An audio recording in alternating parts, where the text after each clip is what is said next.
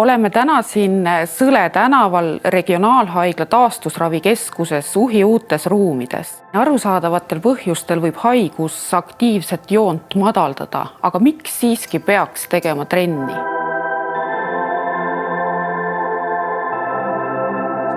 Kui palju peaks treenima? Siin kasutaksin filmiklassikute sõnu, et kui tervet rehkendust ei jõua, tee pool. Ehk püüa olla nii aktiivne kui võimalik, vajadusel kasuta abi ja samamoodi võib ka abivahendeid kasutada, et nii liikumiseks kui igapäevaseks toimetulekuks. Mis võib liikumist ja aktiivset eluviisi takistada?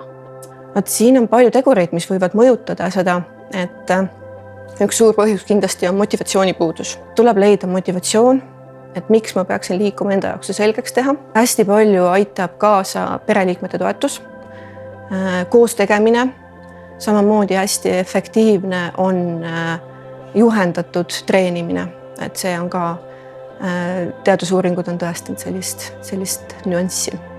Millal võib vajada taastusravi arsti ja füsioterapeudi abi? Kui on käes või jalas tursed tekkinud, et siis neid me saame vähendada ja nõustada, kuidas ise sellega toime tulla.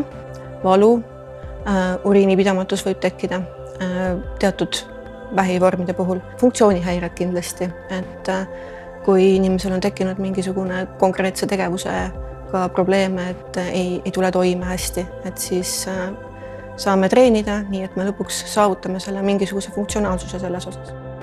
Ja praegu ma näitaksingi siis mõningad harjutused, mida saab ise kodus iseseisvalt teha, sõltuvalt siis probleemist ja koduseid vahendeid kasutades. Et kõigepealt esimene harjutus ongi siis täiesti tavalised veepudelid ja need on pooleliitrised, paneme vett täis ja täiesti võimalik teha biitsepsi harjutust. Et lihtsalt pumpavad liigutused hantlitega, aga praegu kasutame näiteks veepudeleid, eks.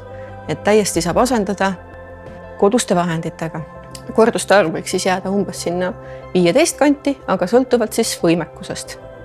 Nii, järgmine harjutus on pudelitega surumine, surun ülesse ja rahulikult alla tagasi. Surun ja lasen alla tagasi. Surun ülesse ja alla tagasi. Need töötavad siis õlavöötmelihased ja käelihased. Väga hea koduste vahenditega teostatav, väga hea üldfüüsiline harjutus on tõusmine toolilt. Et väiksema võimekuse korral ma soovitan teha esialgu nii, et tõusen toolilt, sirutan ennast, pingutan tuharalihaseid ja istun tagasi. Ja võtan uuesti ennast kokku, tõusen ja istun tagasi. Kui nüüd võimekus on juba natukene paranenud, siis võib seda harjutust teha selliselt, et tõusen, pingutus, puudutan kergelt tooli ja tõusen uuesti, pingutan. Puudutan uuesti kergelt tooli, et tunnen, et peab teadma kindlasti, et see on turvaline, et mul on seal tool olemas ja uuesti sirutan, eks. Siis järgmine, kui võimekus on veel paranenud, võib võtta käte abi juurde, et kasutada ka ülakeha. Et tõusen, sirutan käed ja alla tagasi. Tõusen ja alla tagasi. Variante on mitmeid, et enesetunde järgi kõike siis peaks seda reguleerima seda koormust. Väga hea treeningvahend on ka kodune trepp näiteks, et kui elada näiteks 3. korrusel, siis ikkagi püüda võimalikult palju trepist ka käia. Või esimesel või ükskõik millisel korrusel, aga trepist käimine on väga-väga hea treeningvahend. Tihtipeale unustatakse hingamised ja tekivad pinged ülakehasse ja õlavöötmesse. Et väga hea harjutus selleks, et õlavöötajat lõdvestada, on see, et tõstan õlad ja lõdvestan. Tõstan uuesti ja lõdvestan.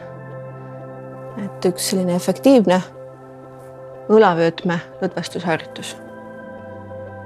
Ja lõdvestan. Et ma näitaksin praegu siin sellist head laia hingamist, et käed paneme siia roiete peale ja tunnetad, et su hingamine on nagu kuusepuu oksad, mis liiguvad laiali, et hingad nina kaudu sisse. Kuusepuu läheb laiaks ja tõmbad, hingad suu kaudu välja ja lased oma kuusepuu jälle kokku tagasi. Ja proovime uuesti. Nina kaudu sisse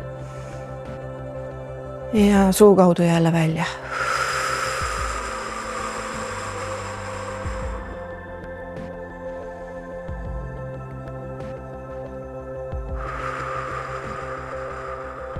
väga hästi aitab ka ärevuse vastu.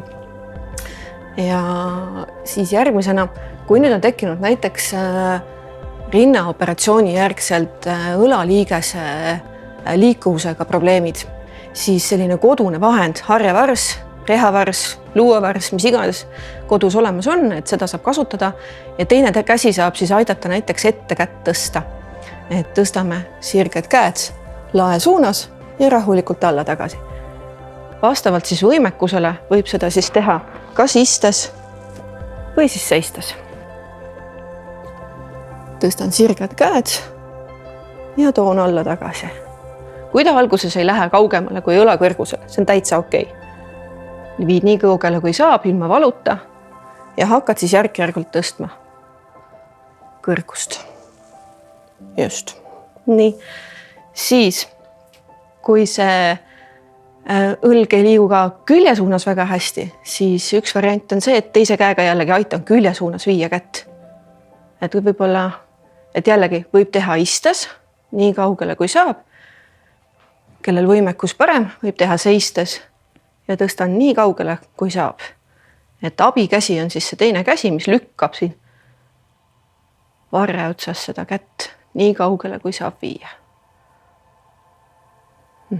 Kui on tekkinud nüüd tursed, kas siis kätte või jalga, et kuidas ennast aidata, et tihtipeale inimesed ütlevad, et no kuidas ma saan, et päev otsa on käsi olnud nagu pinges, et kuidas ma ennast ise aidata saan, et mis ma teha saan. Kui käele tekib turse, väga hästi aitavad pumpavad liigutused käega. Rusikasse, sirgeks.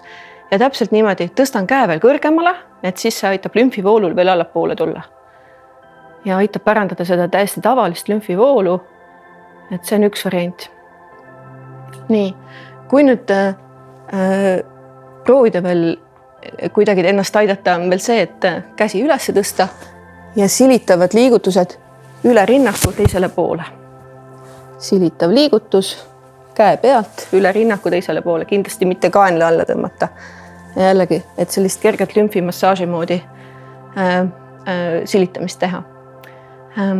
Ja viimaseks siis näitan veel, kuidas asendraviga, nii nimetatud asendraviga parandada siis või taastada siis seda lümfivoolu paremini, et vähendada turset. Et üks variant on see, et lihtsalt minna pikali ja tõsta käsi umbeks kas siis kodus diivani serva peale või patjade peale lihtsalt mõneks ajaks ülesse ja samamoodi jälle pumpavad liigutused. Et sellega saame väga hästi koevedelikud ja lümfivedeliku väga hästi liikuma.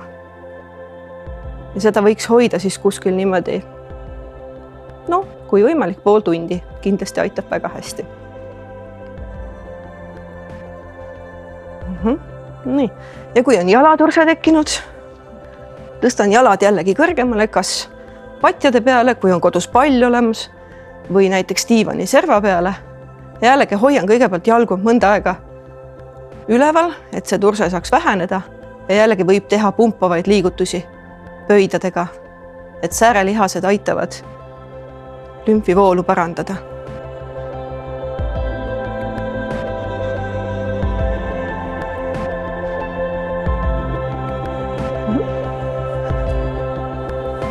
Ja ongi minu poolt kõik.